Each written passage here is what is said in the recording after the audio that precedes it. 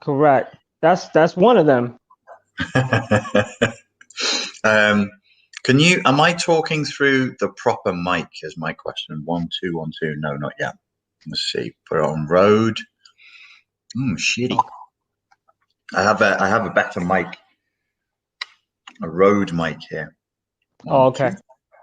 Yeah, I'm not using a good mic myself because I haven't connected. I have a shitty ass camera on my laptop. Your Good sound camera is on the phone, but your my sound sound's is good. good though. Okay. Yeah, it's these bullshit headphones. Is the microphone I'm using now? Is it strong enough? Yeah, it's good. I hear you Okay. perfectly All fine. right. We'll just use this Okay. one because it's being funny about saying this. Okay. So what's going on? What's going on? How you been? How you been? Very, very well, sir. Navigating my way as best as I can through the apocalypse. I hear you, As it man. unfolds right before our eyes. How about yourself? How have you been? Uh, I've been all right. I've been all right. I mean, I've been through shit like self lockdown before. You know, I've been a hermit for plenty of years through depression, so I kind of got used to it. Yeah. But it's still kind of like it's whack when you can't just go out and do whatever the fuck you want. Like you can do things to a certain extent, but to get out there and do whatever you want and just do it without a mask, without limitations. It, it's like right now we're noticing how much we had, Yeah, how much for sure. freedom we actually had. You know what I mean? For sure. For sure.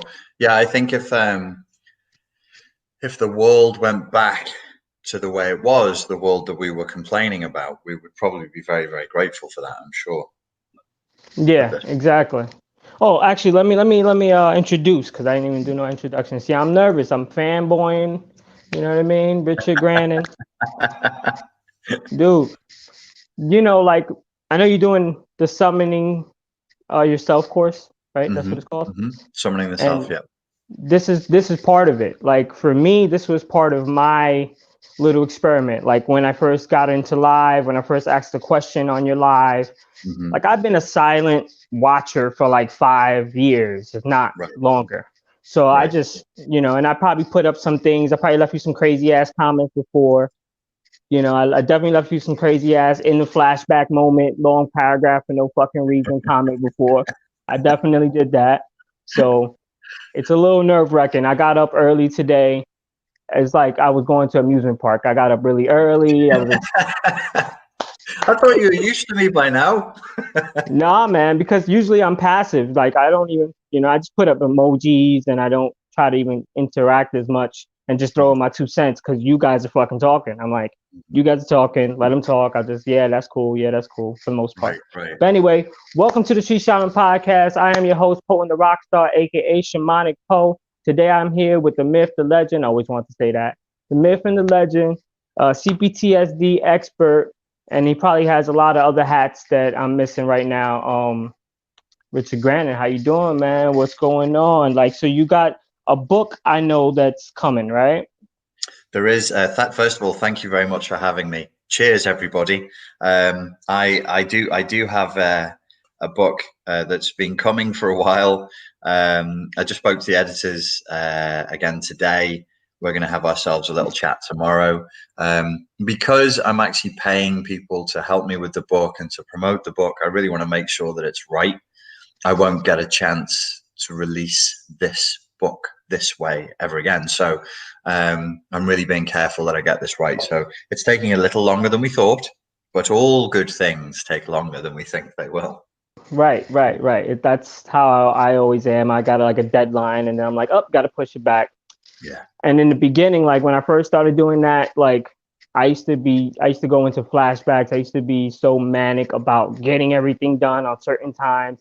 Yeah. And when things went wrong, when things always go wrong, things are Yes. never perfect. But meanwhile, I'm trying to make things perfect. And here I am just banging my head against the wall. Like every time one little thing is out of place. Like literally time actually got me to actually have a little bit more patience and shit. Yes. Yeah. That's what happens, and it's one of the things that comes with age, I think. Yeah. Your Yeah, I think perception of that's what it time is. shifts. It shifts, and Right. you realize, like, maybe it's not as important as I thought it was to get it done as quickly as I thought. Maybe I should just let the time be the time that it is for it to be a good thing in time. Right. Right. So the book is about you. This is your most narcissistic book ever. Yes, it's called Richard Grannon, the man, the myth, and the legend. It was it was originally very, very autobiographical, and I wrote it when I was recovering from my ACL surgery in the lockdown, and then it became more and more instructional, and it's a lot as well. It was 80,000 words, so we got to pare that down, realizing that this is a book that will be read by people who've never heard of me before. So whilst it's fun to tell colorful stories and anecdotes, as I like to do, we're going to keep it a little more disciplined and a little more instructional, I think, on this rewrite. So yes, it will be more about what I can offer the reader on the rewrite, and the autobiography I can leave for another 10 years of living, I think. Okay. I mean, you do got a lot to live. You got a lot to achieve, man. I can see you being on fucking, here I go fanboying again. I can see you being on Rogan, though. I can see you being on Rogan. There's no reason why you can't be on Rogan. Yeah, I would no hope that the book, if the book does well, maybe I would be in a position for that to occur. Certainly, the book is full of enough psychedelics and martial arts to entice Rogan over. Yeah, I feel like it just will go hand in hand. You know what I mean? Go well, yes. And he'll learn some shit from you too. He'll definitely teach you. You definitely teach him some shit, because there's some things that he just goes off of intuition, and you could tell that he learned along the way, but he doesn't have the actual terminology, or the actual like spacing and the labeling. Even though labeling should be canceled. What do you think about labeling everything? That should be canceled. Yeah, labeling. It's so tricky, isn't it? Because we in order to move forward and to understand things, it empowers us to label, and then everything which empowers us initially then becomes a burden in the end.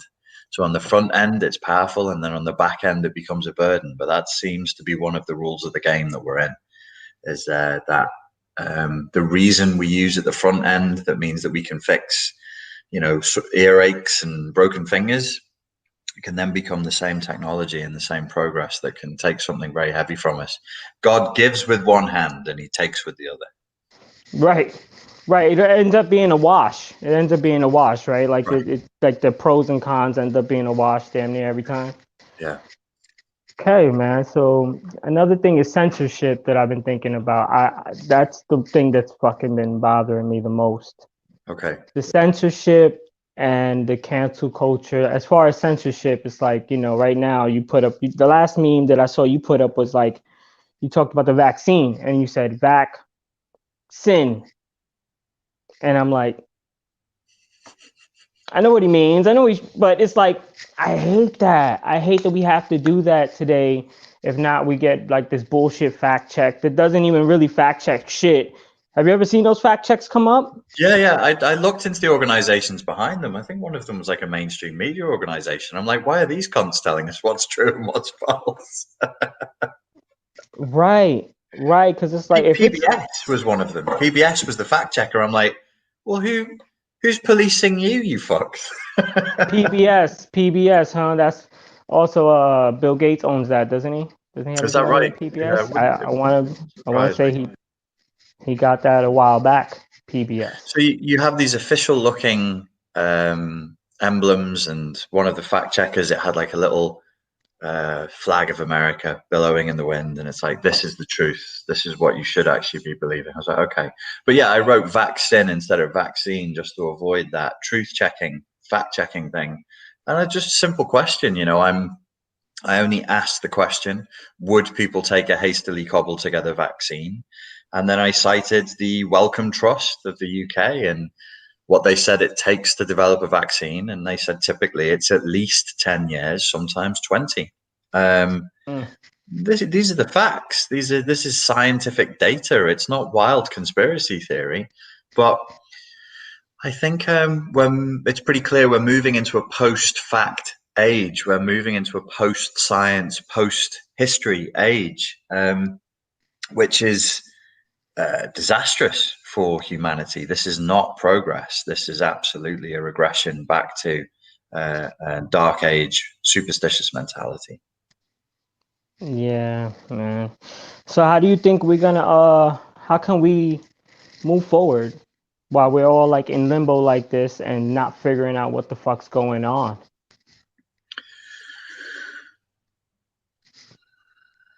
Do I we don't just really meditate? have. Do we just meditate on it? Do we just wait like monks on a hill? It would help if people meditated more and waited more and reacted less. That would help. People do need to learn to detach and to be less reactive, because right now we are jigging around like ADHD, dopamine addicted marionettes dancing to somebody else's tune. Wow, that's some dark poetic imagery right there. I'm not even sorry I said it. So yeah, that would help. I do think we need to be careful, even in the way we construct the questions and the answers here, because we're so steeped in the mainstream media narrative. We're so steeped in social media that we haven't realized the creeping movement towards collectivism. So the question is, what should we do? And then my answer is framed in terms of what we should do as a collective. And I just want to say, I don't know what collectives should do. And personally, I don't care about collectives. Never have. I don't trust people in big groups. They tend to commit atrocities. They tend to commit genocide. Right. Individuals tend not to do that, because I think that we are at our dumbest, most hysterical, and most prone to abdicate our responsibility to be humans and our responsibility to some sort of moral standard and humanity when we act in groups and when we speak from a group. So if I start speaking as a white English male, strange things are likely to come out my mouth, because I'm not speaking as me anymore. I'm speaking as for the great white collective. Remember that film with Will Smith where all the white robots were coming after him? iRobot. And then I think it was 2 years later, it was the white zombies were coming after him. God, what was that? I Am Legend. There you go. Both films with Will Smith, and both films, well done, by the way, that had I in the title. And there was this big white collective, and which was funny to me, because I've had this theory for years that we're all somewhat scared of white people. And then you saw white people? Yeah, I think so. I think so. White people are we're a new formation for humans. We're a mutation. We're a new mutation. Mutated with what? Alien? Sorry? What are you mutated with? Alien? I don't know. But white skin is only 15,000 years old. So in an evolutionary terms, it's very new. Okay, Blue eyes are 5,000 years old. Blue eyes is 5,000 years old? And then you saw in Game of Thrones, White Walkers are snowy, ice-cold beings that march down, and they sort of there's this sense of the artificial intelligence, the zombies, the same as the Will Smith movies, and they take over everything. And there's actually in mythology, and even I think it's even in the Bible, there are ideas of evil coming from the north, evil coming down. I only got onto this because we started saying what would happen if I speak for the white consciousness and the white collective. It's slightly frightening.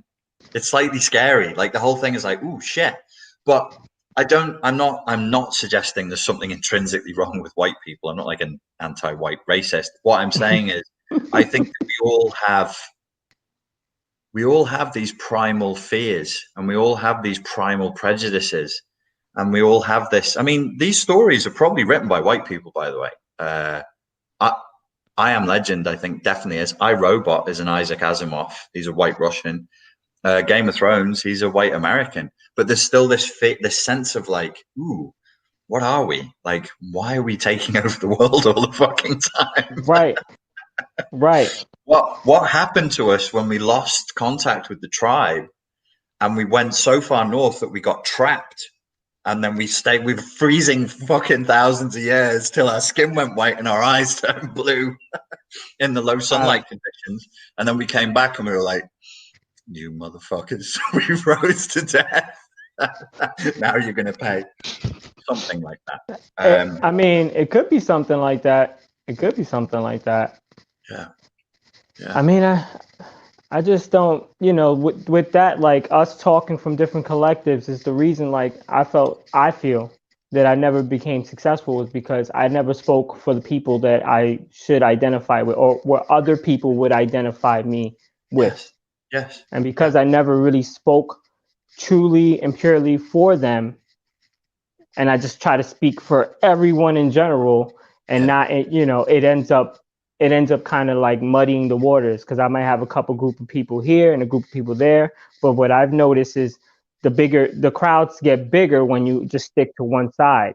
It's like right now, a lot of like people sticking to a Democratic side or Republican side, and it's very profitable, to be like, oh, I'm on this side, so I'm with you guys, and it's easy to just rile up the troops. I'm over here on this side. Come over here.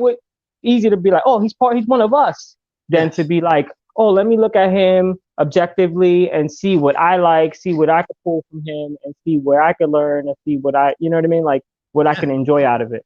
A lot of people haven't went there with it. Like, I feel like a lot of people haven't put their minds in that open field.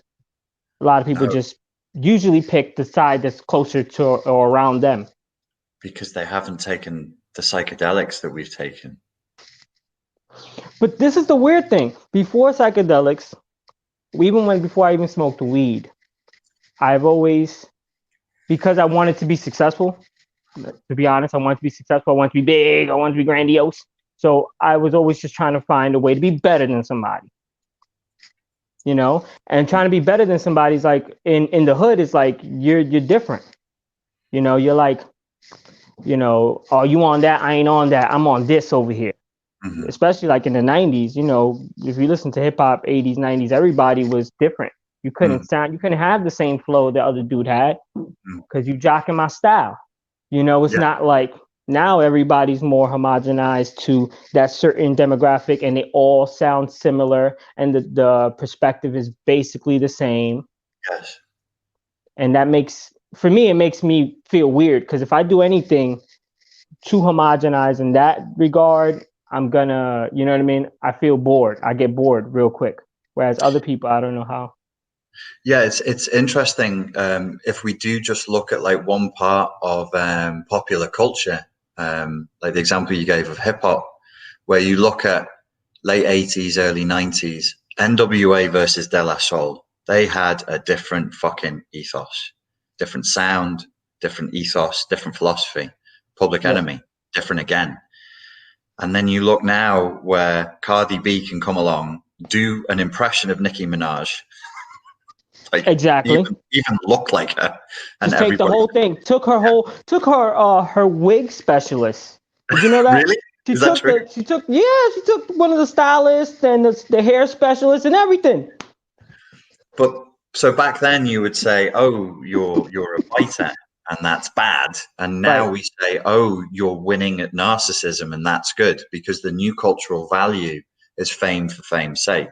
Back then we used to value authenticity, which was how there was drama between De La Soul and NWA, because they accused them of being inauthentic. They accused them of NWA of being put together in the same way the Spice Girls were, which they might have been. They may have. I'm not saying that they were or they weren't. They certainly did things that made it seem like they did. Even the movie, although they didn't like put it straight out there like that, you kind of see Dre grabbing one dude and grabbing another dude and bringing them together, and kind of like, oh, we're gonna work with this guy, but we kind of know him for 2 weeks ago. Let's make this happen. I think that's a very generous retelling of the truth, which is a great way of covering up a lie. Is to sort of tell the truth. I think their manager and their producer represented a larger corporate interest, and they knew exactly what they were doing. And I think the truest version of NWA was represented, as it often is, through satire, which was the film CB4 with Chris Rock. Right. I just found that on HBO. It's on HBO Max too. I'm gonna watch that tonight. Now that you brought it up, because I wanted to watch it. I've been wanting to watch it, so I gotta watch that again. Young people gather round Uncle Richard, go and watch CB4, and it's satire, but so much truth in it. It's funny. I went through the shit because, as any artist, when you're trying to make it big, you end up, there's plenty of artists too that have like, oh, well, we tried this hat, we tried this look, and now we switched it up to this look, and it's this different sound of music. I went through the whole shit. Before I couldn't even watch it fully because I was so salty. My brother would be like, look, CB4, look, they did all that shit that you did. And I'm like, shut up, don't bring it up right now. You know? But yeah, so it is exactly what it is in the music industry. They grab something. Go ahead. I was just going to say, one of the big things with that whole period as well, where I think we really saw a shift, was Ice Cube, one of the original members of NWA, stealing from not suicidal tendencies, from Cypress Hill, and just getting the fuck away with it. Like, not actually, he did receive a lot of criticism at the time, but this idea of like, I'm just going to steal a track. I'm going to steal the sound of a track and have the fucking hanging balls to just put it out there and go, oh yeah, that's my sound. Yeah, there was two, like, I think it was Throw Your Set in the Air was a ripoff of a Cypress Hill track that he heard when he was visiting the man's house. He went round to the guy's house. He's like, here's a beer, here's a fucking sandwich, listen to this track I'm working on. I went, yeah, that's good, that's great, remembers it, and then goes and releases it himself. So that's where I think you start to see like the 90s moving forward into the early 2000s, completely plastic, completely created stories like 50 Cent.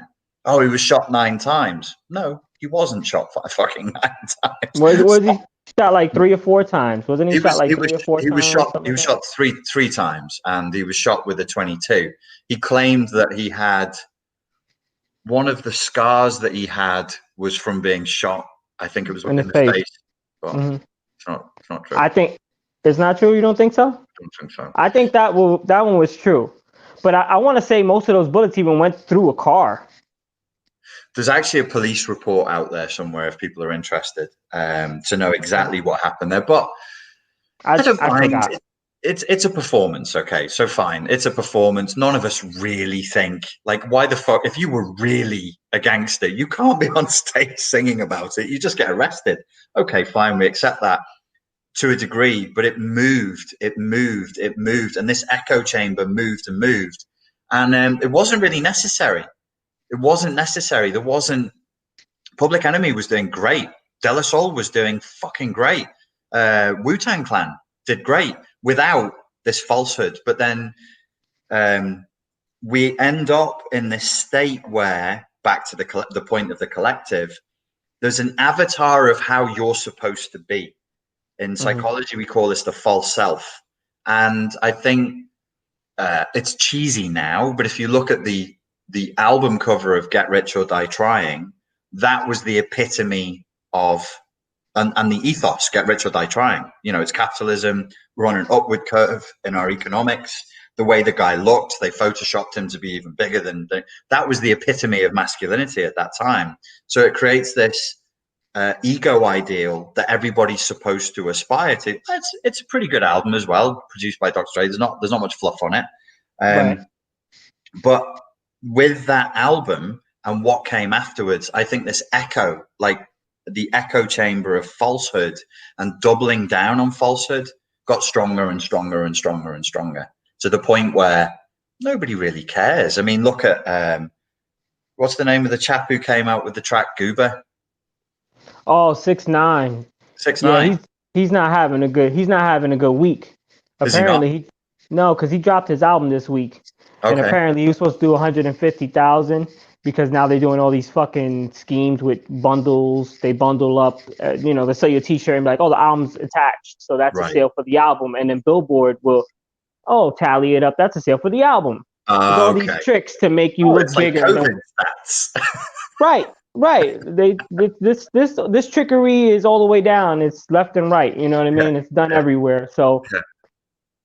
now he's getting disqualified for 100,000 sales. They're not qualifying his bundles. Ooh, But shit. the rule, Billboard put out in a statement that they were going to change the rule in October. Oh, But they're okay. changing So, it now, and they're not. And because he already told them to suck his dick, he already said, "Billboard, fuck you, you're fake," blah blah blah. He already cursed everybody out and their mother. So they're like, you know what?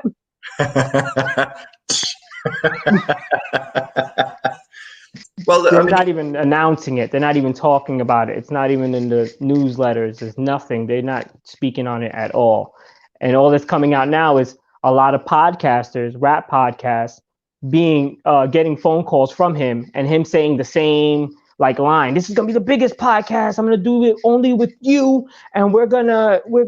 There's no holds bar. You can say whatever you want to say to me, and yeah. I got some more information that I didn't say. Like, so some people, I watched a couple interviews, little snippets. A couple people bit and they jumped on it, but Mm. there's been like 4 or 5 big podcasts that have shut him down, have put him up on, put the phone call up into the mic and let the podcast hear it. Oh shit.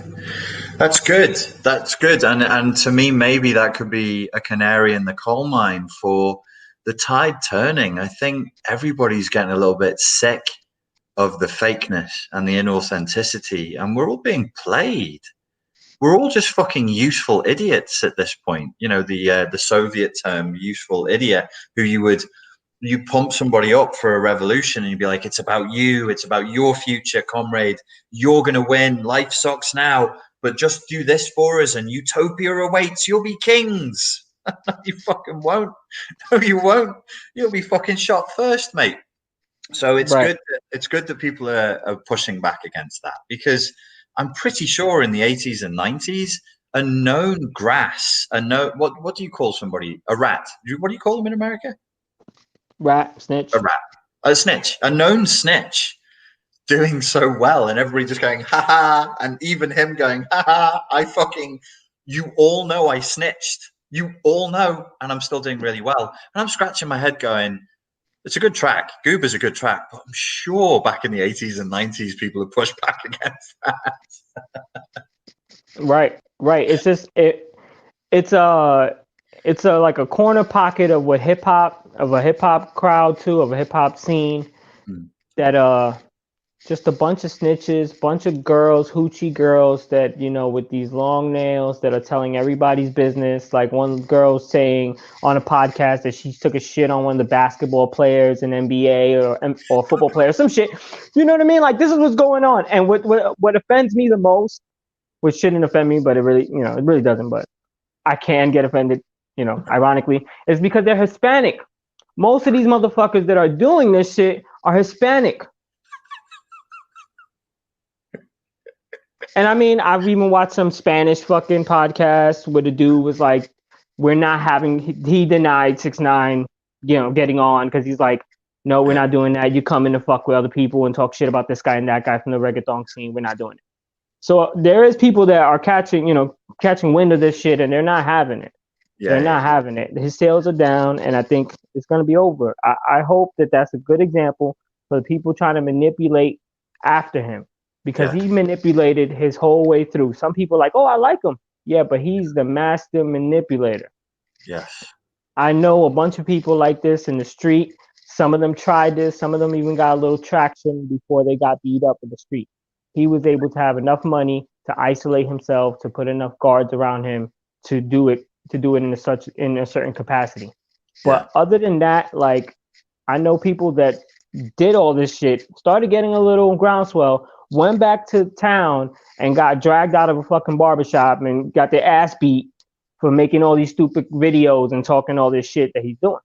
Yeah, there isn't much freedom in that world and in that life.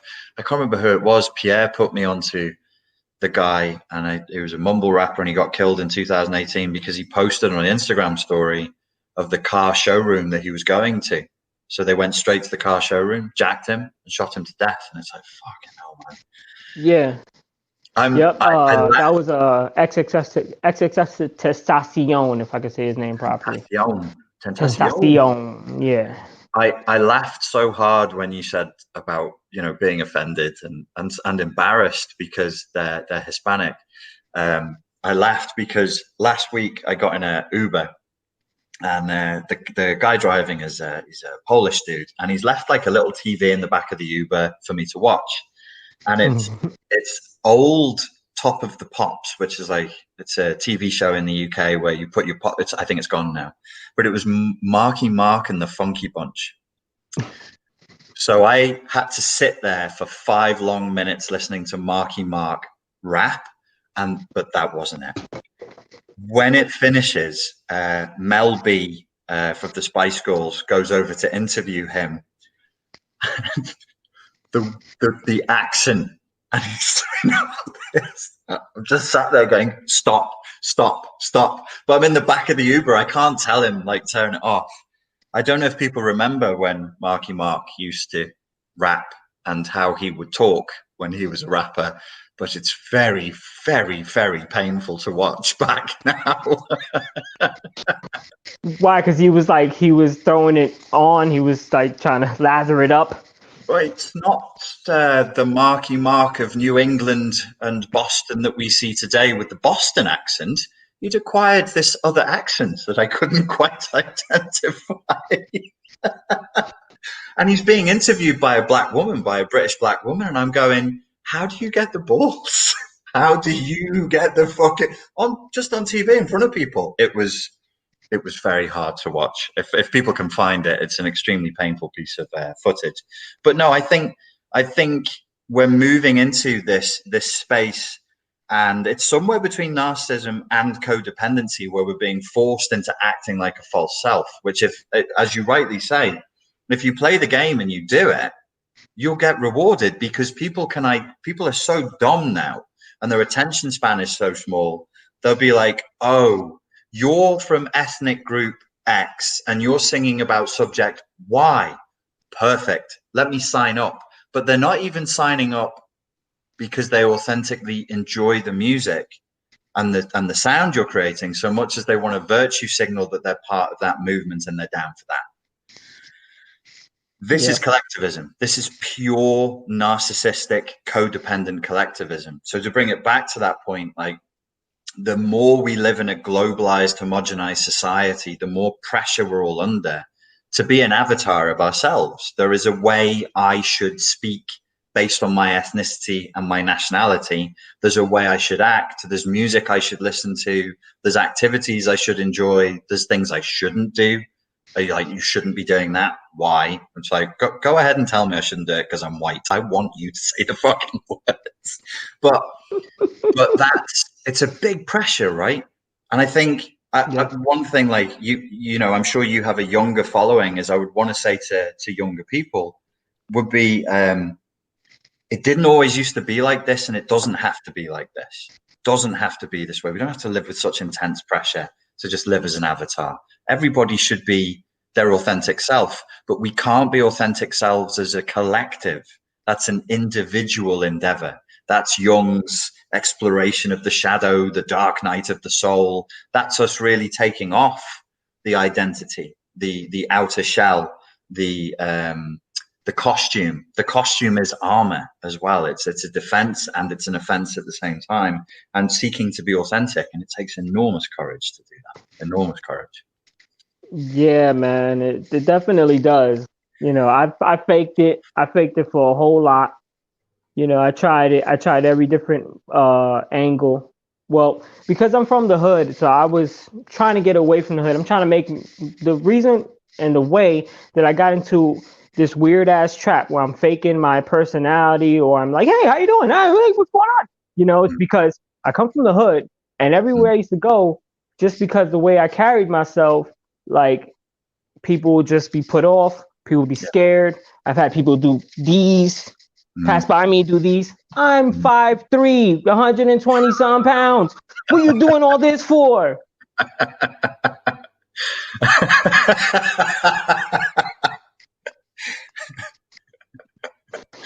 Yeah, no, it's not your job. This is something I've started saying to people. It's not your job to make other people feel okay in your presence because you're not of ill intent. So if people Right. had any kind of emotional literacy and any sort of intuition and any understanding of humanity, this is what we're losing. We're all kind of drifting into this somewhat autistic zone because of intense brainwashing from mass media and social media. We're losing our grip. You know, Right. when we lived in tribes of small people and we just traveled and everybody spoke multiple languages, and you would go to a place and you might not come back because you're following a trading route and there's robbers there and somebody might stab you in the fucking head one night. Your senses would be so much more open and attuned to reading a situation, to learning how to interact with people. We're losing all that, man. We're losing it, and the cost that we're paying is very high. I think very, very high. Yeah. Yeah, definitely. It's like, and all for what? And all for what? Is it for money? Is it because there's money involved in the divide of people? I wonder. I think somebody. It was Sam Vaknin. He has a good 20-minute sort of spiel that he does about divorce and how much money there is in having people divorce. It brings money back into the system that otherwise would have been locked up in people's savings and pension funds and houses. He says it's actually quite profitable to have people divorcing. Now, when you put it across in America, 330 million people, he says the transfer of wealth in America yearly is measured in the billions for divorce settlements. And he said, and so I'm starting to think, well, anything that's big money, you would be tempted to exploit it if you had the power to exploit it. I mean, that's one example. You talk about division. Let's talk about racial division. What's it done for the mainstream media? None of us gave a fuck what CNN had to say or Fox News had to say 6 months ago. But you bring a pandemic and race riots, we're tuning in every day. Money. Money. Attention equals money. Yeah, man. Right? And Yeah. attention is the most expensive currency at that. Right. You know what I mean? But it definitely brings the dollars. That's what they want. That's what they want. And I think, that's why everybody just picks a side, it just picks a side. And then every time you pick a side, you put up a wall. You know what I mean? You're like, I'm on this side. Start bombing that way. Exactly. I think, and that's the terrifying thing is with picking a team. I really think this is an American sickness that's spread out to the rest of the world. It's red versus blue. We can only understand the world through combat. There's nothing else. There's winners and losers. There's red team and blue team. Everything becomes some variation of American football in the end. And once you've picked your side, no matter what your side does, you cheer like fuck. And no matter what the other side does, you boo like fuck. And if you get any opportunity to attack, maim, hurt, or wound the opposition, you damn well take it. And that's what being a good team player is. I'm like, this is the ethical template of barbarians. I mean, the Romans had more sense than this, had more nuance and delicacy than this. And these were people who were titillated by people being eaten by lions, but they still had more nuance than this. I would claim this is idiotic, infantile regression. Which I don't understand how we regressed so much in such a little period of time. I feel like there was a sweet spot, like right before Obama got elected, and everybody felt like things were going to go on the up and up. And I want to say maybe 2007 to 2010, maybe, and then it just started to hit this like regression, this downhill like roller coaster effect. One of the big things that took place in the background there, of course, is we were on an upward swing. So the economic crisis began in 2007, really hit in 2008, but so many things had the inertia to keep going. Not everything, but then when you got to 2012, 4 years after the crisis, the shit really started to sink in. It wasn't being reported. It wasn't being covered. It wasn't on CNN, Fox News, and all over YouTube. But people were getting chucked out their fucking houses. They didn't. They lived in a place, and then they didn't live in a place anymore. And then not long after that, you had the opioid crisis. So there was the economic background. We were winning. The world was winning. America, the UK, everybody was going up, up, up, up, up, up, up. Then there was the crisis, but it still carried through. And then it started to come down on the other side. And it sucks to have no money. And it sucks when you're a young person looking at this environment and you see it crumbling. It's not growing, it's crumbling. Your inheritance, your future is being eaten into by these old fucks who don't care about you. They don't care about any of us. I think I was discussing it. I think it was again with Pierre, and I was just saying, I think our hope for the future is that these people will die. That's literally our hope. Let's hope that they eat more food, take more drugs, and die faster. Yeah, I think it was just yesterday when you said that. But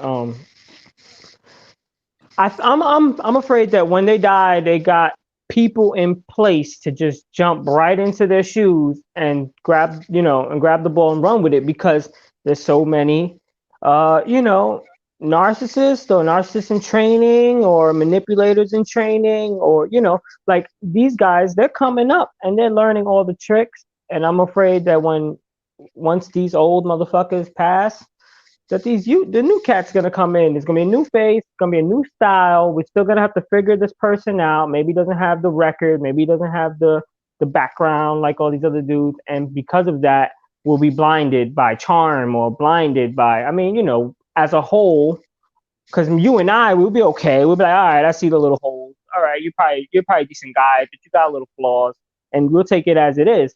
But for the majority of people, they're gonna get swooned. They're gonna get, swindled. I wonder. I think there will be that. There will be people who are already being groomed, who are already being trained for this. I don't expect a utopia on the other side of these people, popping their clogs and passing away. But I do see room for change in their death when they're gone. It feels very oppressive right now. And I think we're living inside of their nightmare. We're trapped inside of somebody else's nightmare, because I don't want to sound like a fucking hippie, but the world does not need to look like this. We are torturing ourselves. If aliens came along now, they'd be like, what is wrong with you people? You have everything you need. Do you think that's the reason why we started seeing more UFOs in Brazil? You think they were like, hey, you motherfuckers, you fucking this up? Or they could have said, okay, this is the moment where all the bullshit happens. Let's just check how it happens. Where do you think UFOs really come from? Space? Or do you think there's like a portal in the earth? I just be making up my own shit, Richard. Sometimes I want to just say there's a portal in the earth and the aliens go into the water and they get the fuck out of here and they go to another planet. You guys don't know about it. I know. They told me in my ear. Well, at this point, we can't deny. Nobody really denies. There's clearly something's going on that's outside of our current range of explanation. They are unidentified objects that fly in a way that we can't make objects like that fly. And we have thousands of reports of this. What is it? I think our understanding of our reality is really limited. And I said to a mutual friend of ours today through a voice note on Instagram, I think we live in a 13th century mindset. And so everything we look at is really, we're primal. We're really primal. I just watched that awful Christopher Nolan film called Tenet. I don't know if you've seen that yet. I've seen the trailer, but I haven't watched it. How is it? Terrible. And the reason I raise it is because humans are obsessed with this thing called time travel. You can't time travel because time and space are concepts. You travel through space, not through you don't travel in time. There isn't a thing called time. There's a phenomena called time. So in the same way, when we see UFOs and we think aliens, I go, hang on a second here. How far away is the nearest star? And it's the nearest one, I think, is 4 million light years away. It's a fucking vast distance. So then I think, if you're that technologically advanced, Do you literally put your physical body in a car and fly across the room? I don't think so. I don't think so. What do you think? What do you think they're doing? Well,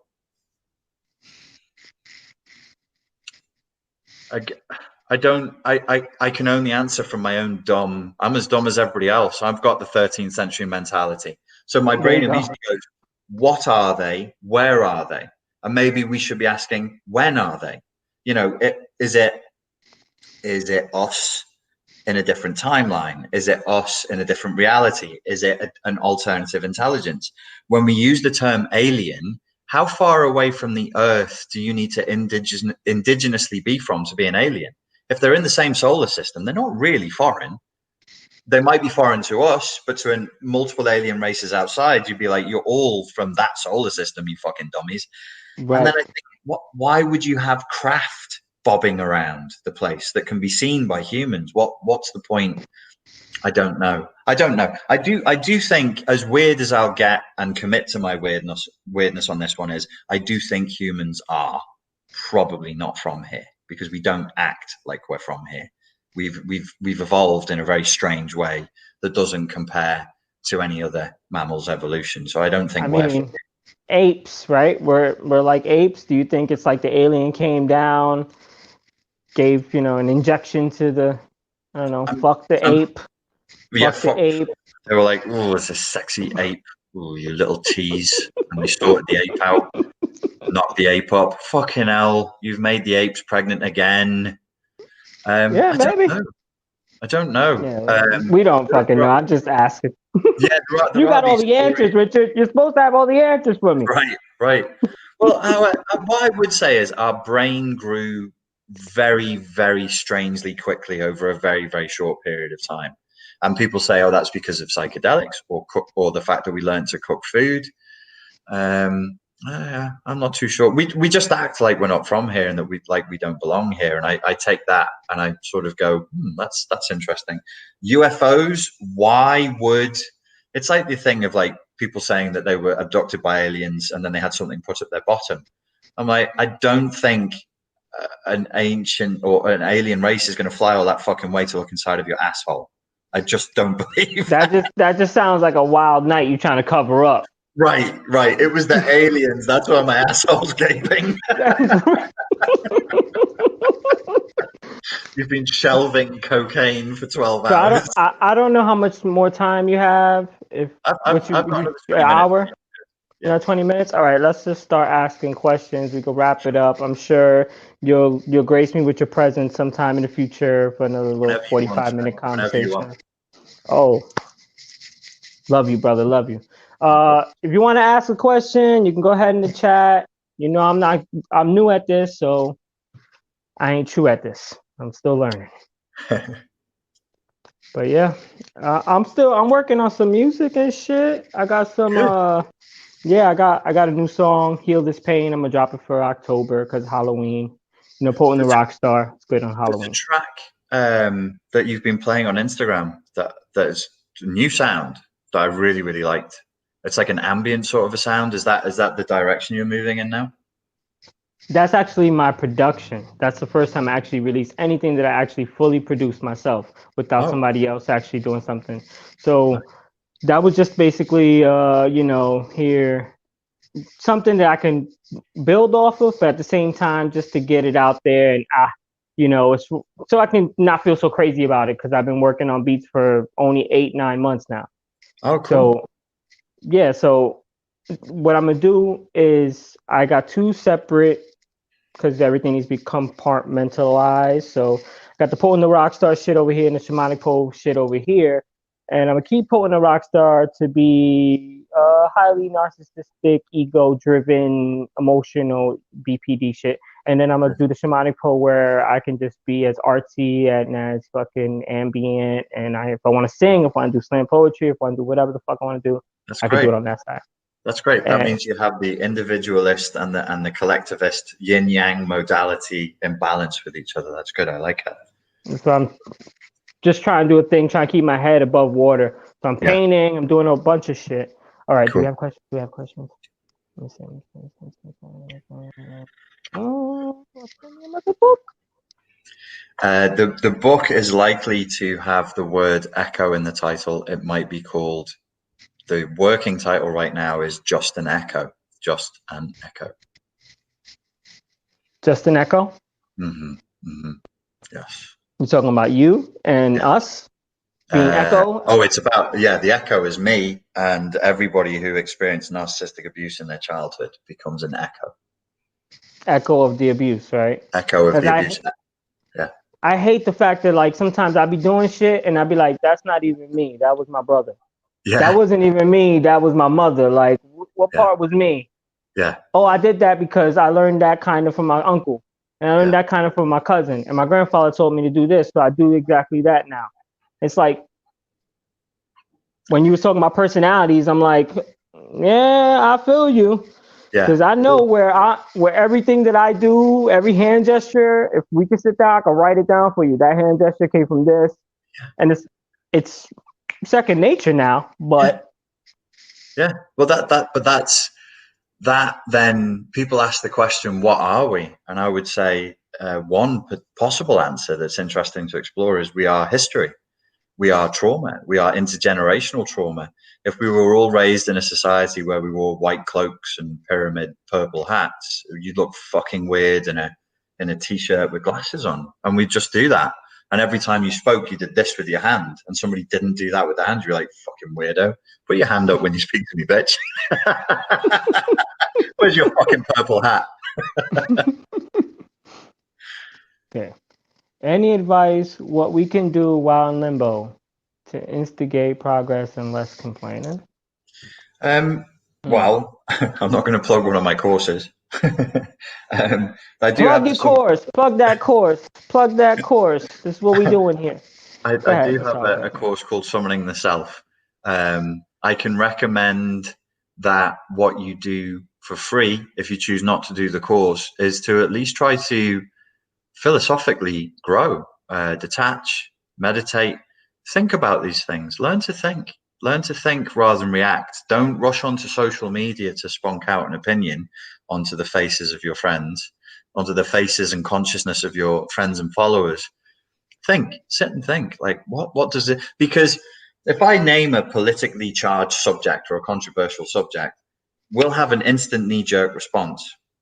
But in the ancient Greek schools, especially under Socrates, you would be forced to argue the case against your position before you were allowed to argue the case for your position, which is a fantastic, just that mental yoga where you stretch in the other direction and go, oh, here's a reason why this thing I loathe is actually a really good idea.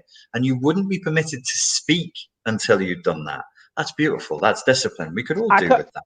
I could never do that. I grew up not being able to do that. I grew up, don't do that. What are you doing that? Or you should be a lawyer or something, because I would be like, well, on the other hand, I could see this.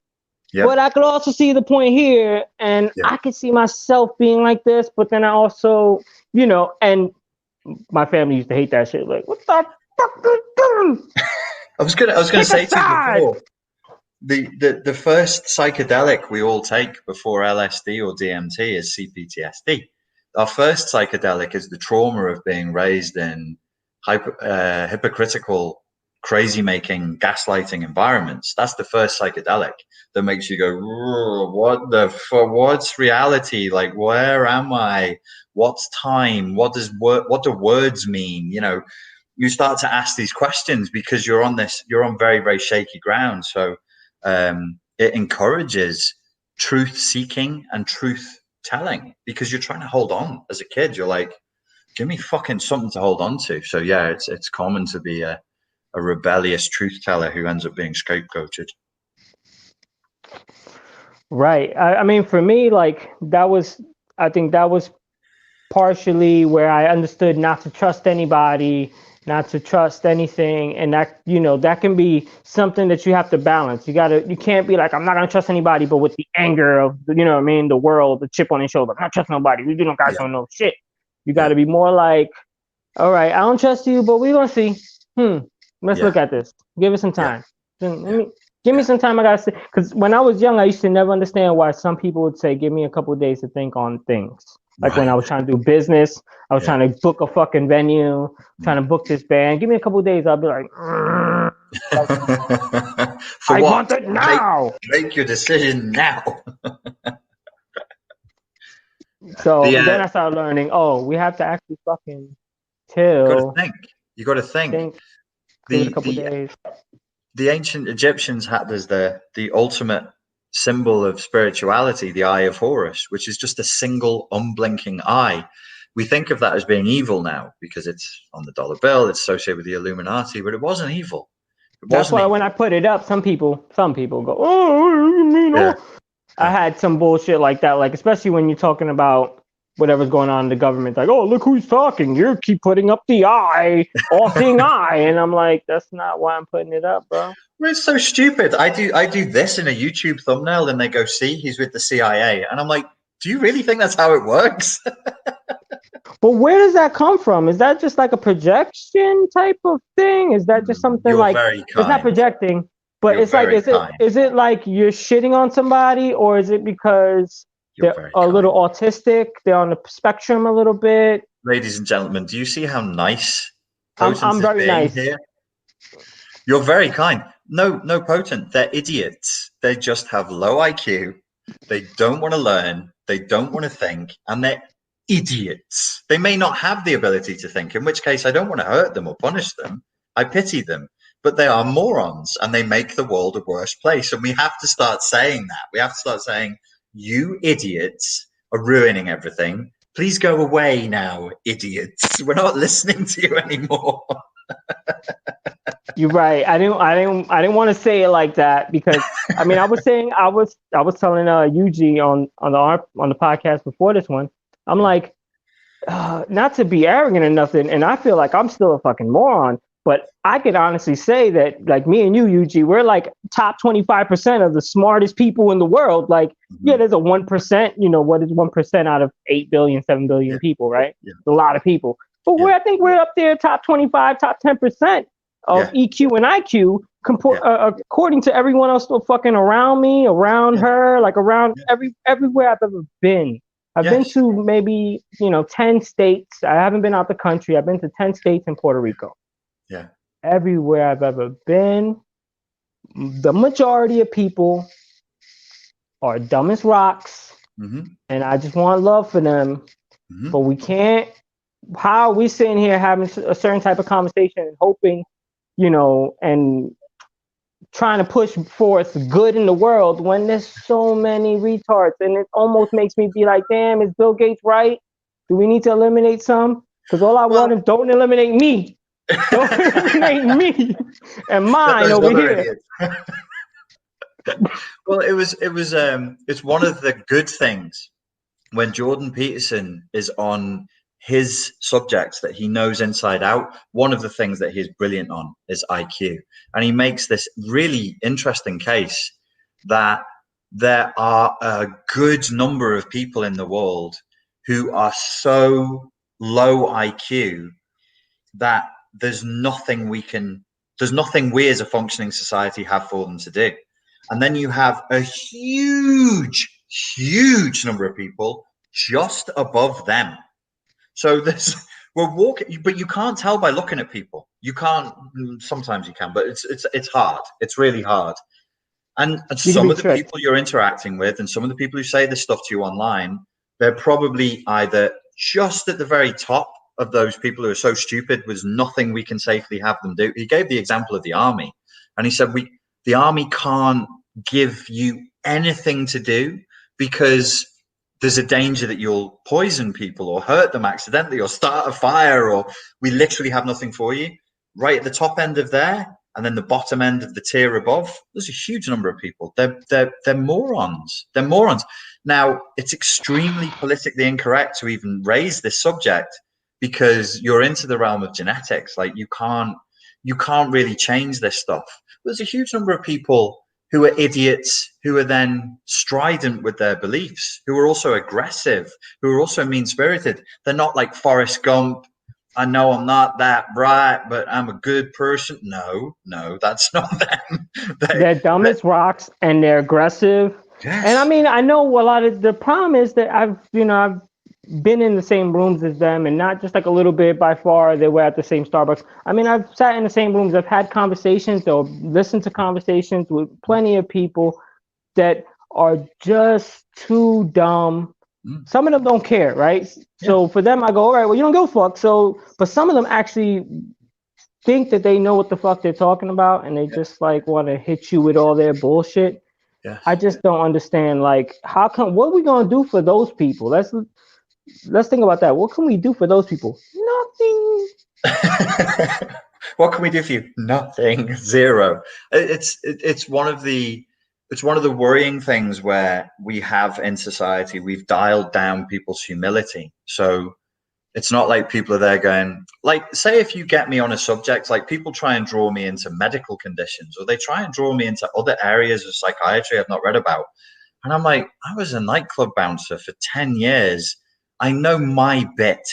If I talk in that subject, I'm going to sound like an idiot. Let me just stay in my lane. Let me stay in my zone, because you get me on economics, or it took me 3 years to understand communism. I'm not joking. I couldn't get it. I just was like, duh, this is not. Because you was trying to learn the whole damn thing.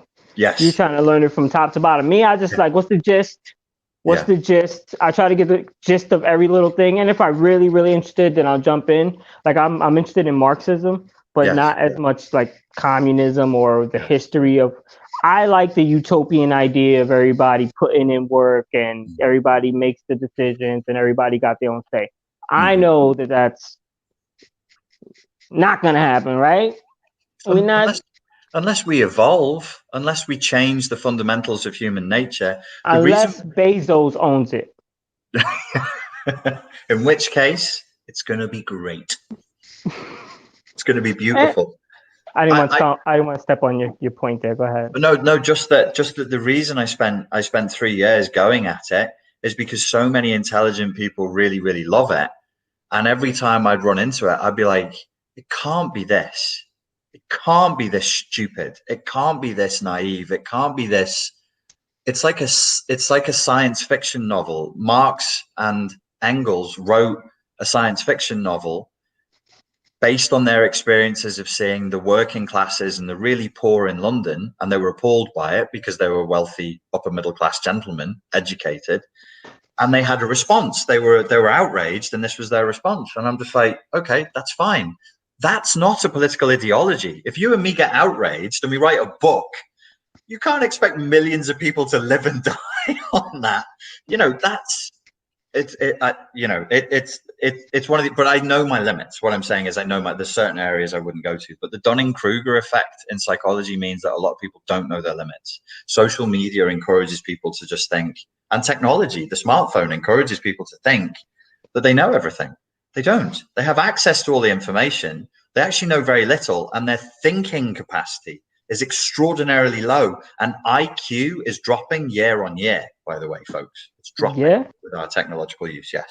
Our attention spans are shrinking, and our IQ is dropping year on year. It's like back in the day when we used to know all the phone numbers and shit and have to remember everybody's phone number. And I used to remember at least 10 people's phone number just in high school. Your number is 727, you know, and now you don't need to know it. You don't need to know any information. And we're honestly, just entitled slobs who do this. Honestly, I don't even know if it's because I be smoking too much weed or whatever, because it could be that, but I will forget. And this could be age a little bit too, but I would forget almost everything unless I'm reintroduced to it damn near again. Like I'm getting crammed with so much information, and sometimes I do the shit to myself, to be honest, because I like to I get addicted to just trying to get as much information in a day. But I pass, sometimes it's like now it's a balancing of like not passing the point of no return of what's it? The point of diminishing returns, I want to say. Right. What is that? Yeah, the point of diminished returns, where you're consuming more and more information, but you're not actually learning anymore because your belly's full. The brain belly is gone. No more. Right. But I think for a lot of people, they're reaching that limit without even knowing it. Without like just, you know what I mean? Like with whatever they're into, they're just so confined, so like fixated on the information. They're cramming it down their own fucking throat. And I don't think they're picking it all up. I think you're being very kind. I don't think many people, you're in a small percentage of people, if you're out there enjoying information for its own sake. If you're looking up the history of something and the inner workings of something. Thank you. I'm the weirdo. Thank you. I'm the weirdo. I appreciate it. That's what you said. You shamed me. In public as well. In public. No, right. To 44 people live. That's not what the majority of. I mean, if you let's just say people your age in your state, we round them all up and we ask them how they're using their smartphones and the internet. That's not what they're doing, my mate. That's not what they're doing. There'll be others like you, but if it's 1%, I would be very impressed. If it's 1 in 100 people, I'd be impressed. I don't think it is. It might be 0.5%. It might be 1 in 200 people. Just people your age, just in your state. If we took those people and we asked them all, or we followed what they're using their phone for, gathering data in a sincere way, trying to learn about the world and life and history and culture. I don't believe. And maybe I'm too cynical. I could be wrong. There has to be like, I don't know, a good. Is it 1%? You think it's 1? I think it's like 5% now. I would love to think so. Maybe it is. Another point that I made with Yuji was like when you started anything about narcissism on YouTube, there was probably like you and maybe 3 or 4 other people that I bumped into like on that subject. And now there's like hundreds. Yes. So back then, does that mean people are learning about it in mass now? Even though there's going to be some misinformation, there's going to be some confusion, there's going to be some jargon that's getting confabulated or whatever. But both probably. I think the OG for YouTube narcissism was Sam Vaknin, and at that time there was Sam, there was Dana Morningstar, and there was maybe like 2 other people. I can't remember right now. So the thirst was really, really high for this kind of information. I never wanted to talk about narcissism. I didn't really believe that it existed. I'd been trained in a different way of thinking about psychology that didn't accept personality disorders. But people asked me to talk. The one that blew up was one called The Daughters of Narcissistic Mothers. And it went viral inside of 24 hours. I was like, oh, okay. I suppose people really have a thirst to hear about this. And then the more I learned about it, the more I realized, oh, wow, this is an important phenomena. People are talking about it more on YouTube because it's profitable to do so. The explosion in YouTube coaches talking about narcissism, the few that I've listened to, the impression I've gotten is they're basically, their research into narcissism goes no further than YouTube. So they listen to what Sam says, they listen to what I say, and then they would just spit that back out. And then they educate each other and they come up with really weird ideas and weird theories and really take people in odd and not so useful directions a lot of the time. My thing was always like, I want you to stop watching these videos. Like that, there should be an end to this. This can't be a lifestyle choice. I know, but I can't stop, Richard. I like it. It's enjoyable. Let me tell you another honest thing. I don't watch any shows on TV. There's no show right now in season that I'm watching or keeping up with. Okay. But I watch Tentacles Croissant every fucking Wednesday, and I'm in the live chat just to show love, just to put fucking emojis and keep people on track. Pay attention to the fucking conversation. You keep me on track, right? I look for the reassurance. I'm like a pilot flying a plane who looks at where the altitude of the plane is on the dial, and if there's potent eyes and detectives with magnifying glasses coming through, I'm like, okay, I'm still on point. We can go with this one. That's why I'm checking. When people see me looking down, I'm looking down at the dial to see if I'm flying in the right direction. Right. Okay. Well, we'll end it here. I know you gotta do something. You got an appointment or some stuff. Yes, I do. So yeah. I don't know what you're doing, but you're doing something. All right, Richard Grannon, I love you, man. I appreciate you being on. It was a pleasure. I hope you let me do this again. I hope you want me on your shit. Yes, sir. Let's just keep this going.